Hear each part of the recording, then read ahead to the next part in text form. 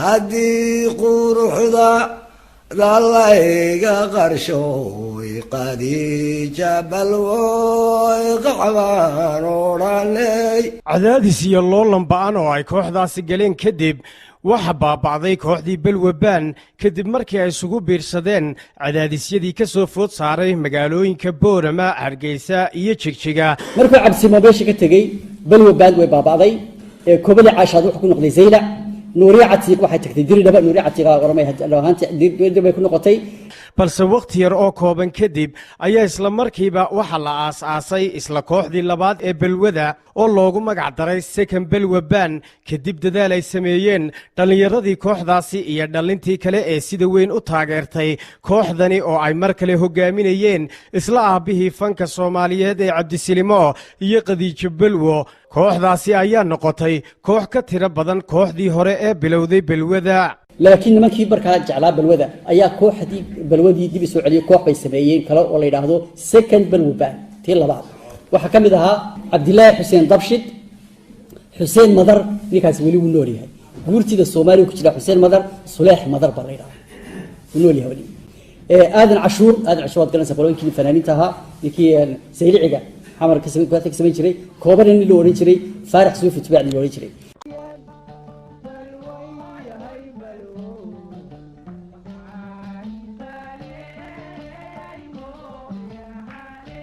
kooxdaasi ayaa markii dambe gaadhay ilaa iyo gobolada kale ee dalka Itoobiya markaasi oo uu Cabdisilimo heestiisii ugu horeysay ee miisig la saaray laga sii daayay Radio Addis Ababa oo wixii ka dambeeyay heesahooda laga sii dayn jiray idaacadaasi wuxuu tagay Addis Ababa markuu tagay ayaa heestiisii ugu horeysay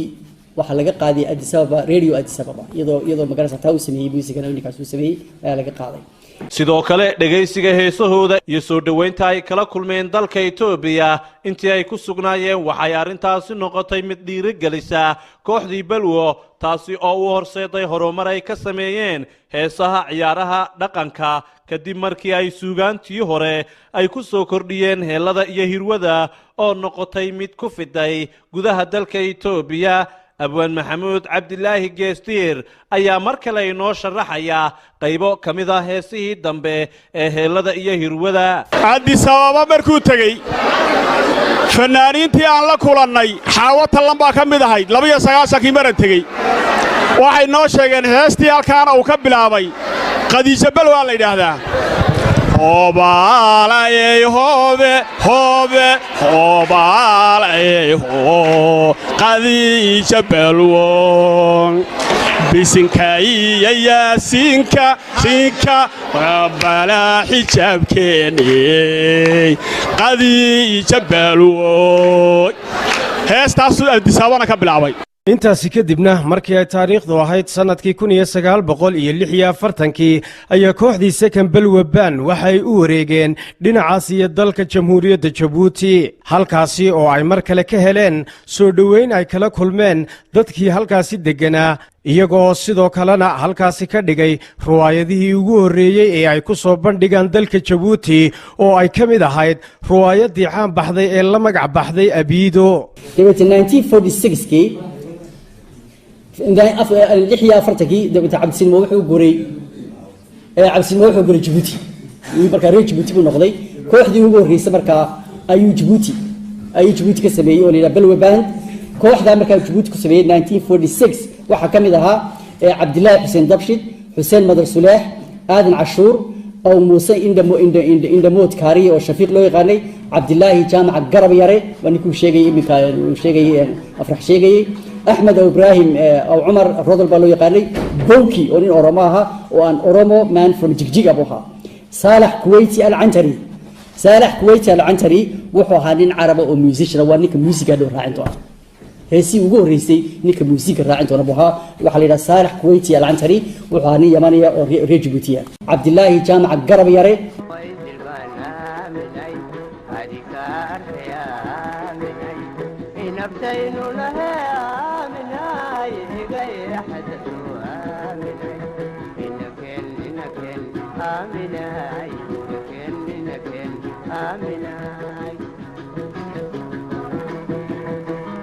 xildhibaan Suleex Madar Xoosh waxaad ka mid tahay xildhibaanada golaha guurtida Soomaaliland dhinaca waxaad ka soo mid ahayd kooxdii balwada ee qaybtii labaad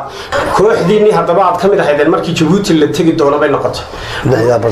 1946 kooxdiini markaa ayaa ka mid ahaa هذا عشان أيه كوبلي عاشات أيه حربوها أيه قربيرة قربيرة وعبد الله جامع قربيرة أيه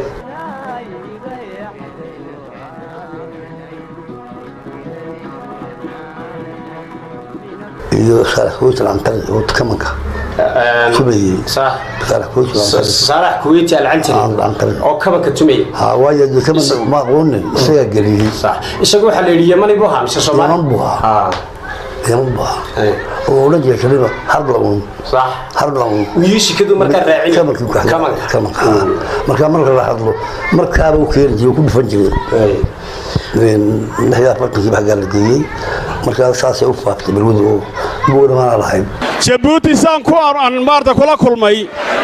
abwaan la yiraahdo garab yare ayaa waxaan weydiiyay Cabdisalimo wuxuu dhaqan u lahaa marka ay wax ku soo dhacayaan oo oran jiray hilowga nafta helay hubay ka taho hubkaan sito weeye heeladu oo kale xiliyadaasi waxay horumar ballaaran ka sameeyeen heesaha heelada kuwaasi oo qabsaday gabi ahaanba deegaanada kala duwan ee Soomaalida kadib markii ay kooxdaasi soo saareen heestii caan baxday ee Jawhariya Luula oo noqotay heestii ugu caansanayd ee gabi ahaanba geyga Soomaaliyeed heestaasi ayaa waxa sameeyay hal abuurkii kooxda Suleex Madar iyo Cabdilaahi Xuseen Dabshid waa kan Suleex Madar Xoosh oo mar kale ka waramaya sidii ay heestaasi ku sameeyeen iyo waliba sidii ay ku caan baxday xilligaasi adigoo Suleex Madar Xoosh iyo Cabdilaahi Xuseen Dabshid idinka markii dambe sameeyay heestii Jawhariya Luula ee gabagabadii balwada waxa bilowday heestii Jawhariya Luula oo iyadna boorama lagu tiriyay oo kooxdii ugu dambeysay magarasa ay tiriyeen balwadu labadina tiriyeen la oran jiray Cabdilaahi Maydane Fajac iyo la oran jiray Cabdilaahi Xuseen Dabshid Jawhariya Luula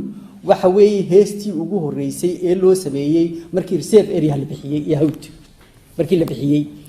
nationalismkii wadanadii ka dhalatay baahi heesan ka dhalatay nimankii ku sameeyay marka waxay noqotay buu leeyahay isagu the Marseille of the Somali people sidii heestii Marseille loo jiray Faransiisku markii Jarmalku qabsaday la tiriyay kuwada heesi jireen sidoo kale noqotay marka waxay noqotay hees Soomaalo dhanba shucuur geliso marka taas ay cirka ku shareertay buu isagu leeyahay marka Jawhariya Luula haye oo heestaas ay ku sameeyay waa lagu reebay hees waa soo baxday waa diisha la bixin jiro Cabdilaahi Xuseen baa ka madaxa ama koona ku jiray wala la gashay Jawhariya Luula Jawhariya Luula alla jannooy awada majibsadooy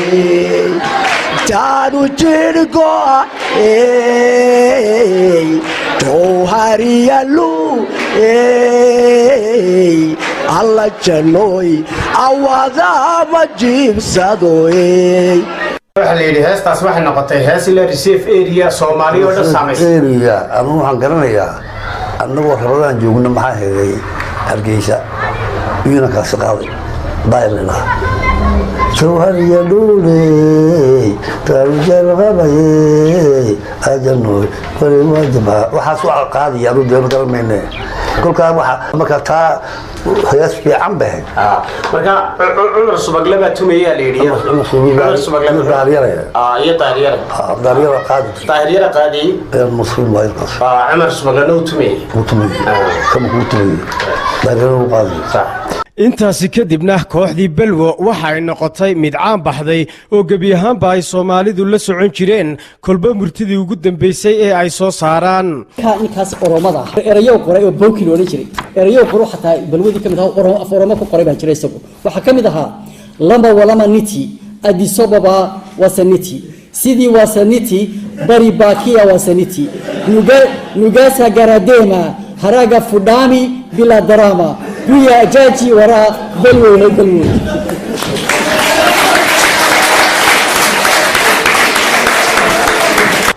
أورمض دواعي هاي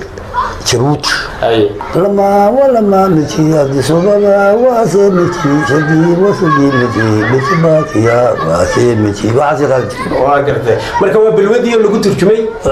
أفتي أو رمضي لما ولما متي هذه صبابا واسي متي لما وسدي صوبا واسي متي أوكي حبناها كلا يقلف تكودي تكشر عربتها يقول بالودي وحيو ترجمي العربي بها وقرته sannadkii 1950kii ayaa qadiijo ciya dharaar qadiijo balwo waxa ay tagtay magaalada barakaysan ee Makaal Mukarrama ee dalka Sacuudi Carabiya halkaas oo ay deganeyd sanadihii ugu dambeeyay ee nolosheeda oo markii dambana Allah u naxariistay ay qadiijo balwo ku geeriyootay isla magaaladaasi khadiija balwo hadan yarkii dhacdo 1950skii ayay balwada iskaga tagtay waxay u guurtay Sacuudi Carabiya magaalada Maka ayay tagtay waxa jiday waxa guursaday in baahka ku guursaday ilaahdo ee isaguna magaciisa aan hayo dawladna kaas ku dhimatay walaasheena laakiin waxa kamid ahay isagu wuxuu sheegaya William Johnson dhowr magac buu qorayaa oo ay kamid ahay khadiija ciya dharaar oo markii dambe ay ku jirtay uga dambeysay Maryam ciya dharaar oo walaasheeda ahayd iyo gabadh la yiraahdo Awa Shirdoon iyo Barako gabadh la yiraahdo anu garan maayo markay goor ma laga yaabay inay sheegi doonaan oo la iga aqoon badan yahay kuwaasi laakiin waa ku sheegay kamid tahay gabdhii ugu horeeyay miiska soo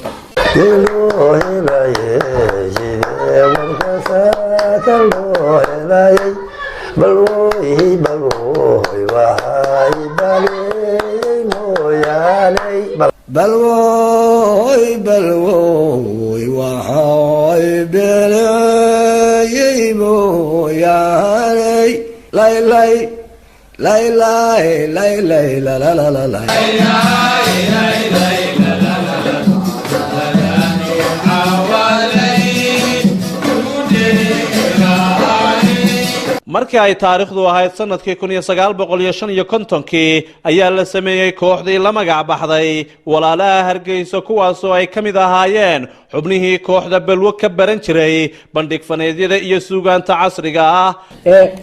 balwadii dabeeto way ka tagi doontaa halkaasi qoray waxay tagi doontaa marka Hargeysa ay tagi doontaa waxa marka qorooyinkii marka iman jiray booram oo ay kamid ahaayeen Guronjire Asma Benaale Shamsa Bakor iyo Ayban kaasi nin diyaboha oo musician oo musiga marka isagu marka bartay oo timi jiray ayuha ayaa marka qaadan doona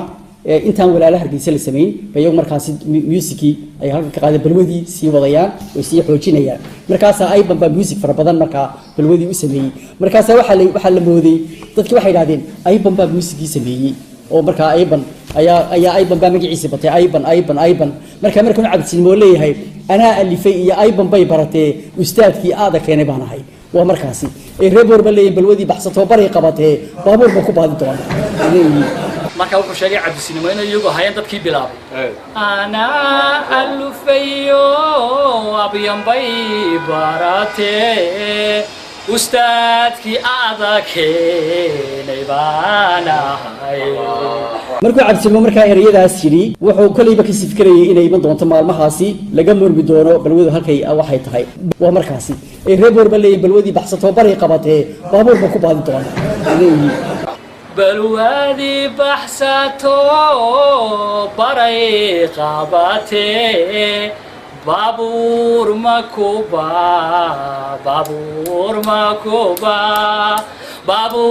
makuba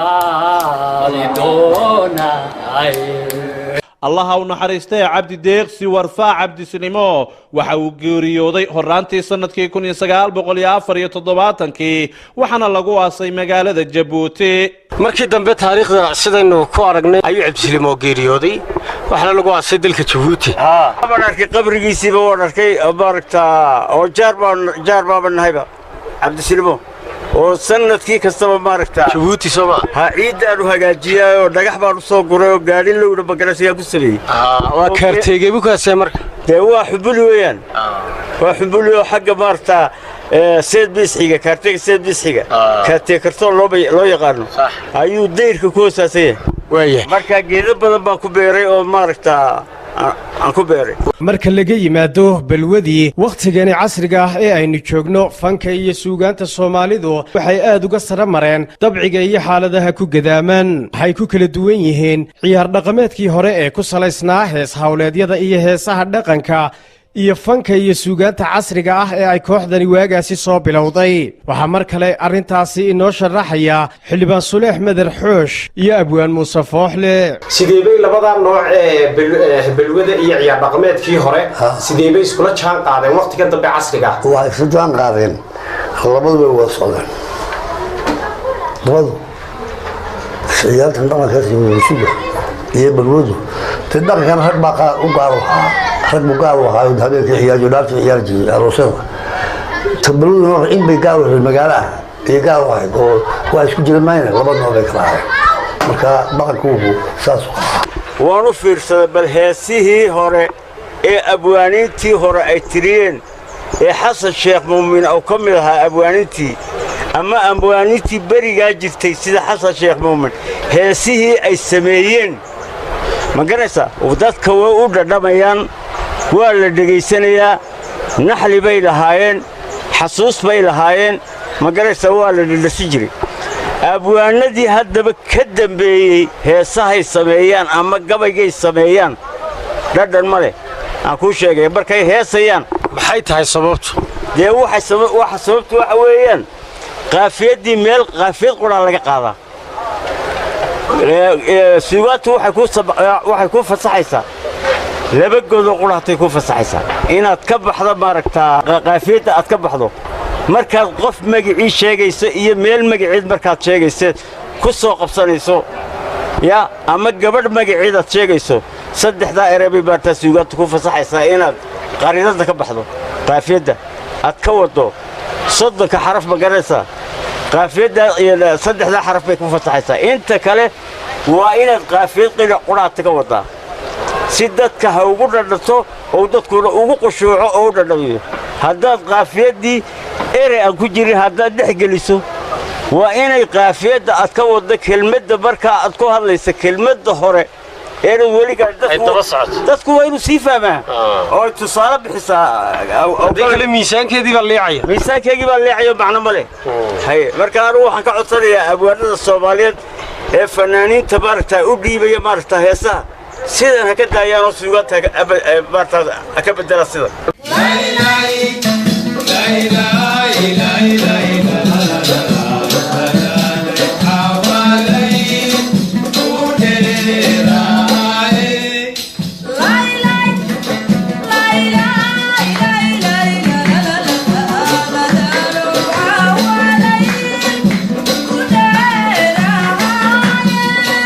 waa tahay daawadayaal intaasina waxaynu ku soo gebagabeynaynaa barnaamijkii gaarka ahaa ee aynu ku eegaynay taariikhdii balwada innagoo diiradda ku saarnay kooxdii balwa baan barnaamijkana waxaa si wada jir ah idinla socodsiinayay anigoo Axmed Diiriye Ciiltira iyo Ibraahim Cabdilaahi Ibraahim Suxufi tan iyo intaynu dib u kulmi doonno barnaamijkan la mid ah inta ku horeysa idin ahaantiinba waxaan idinku sii dhaafaynaa sidaas iyo kulanti dambe oo xiiso leh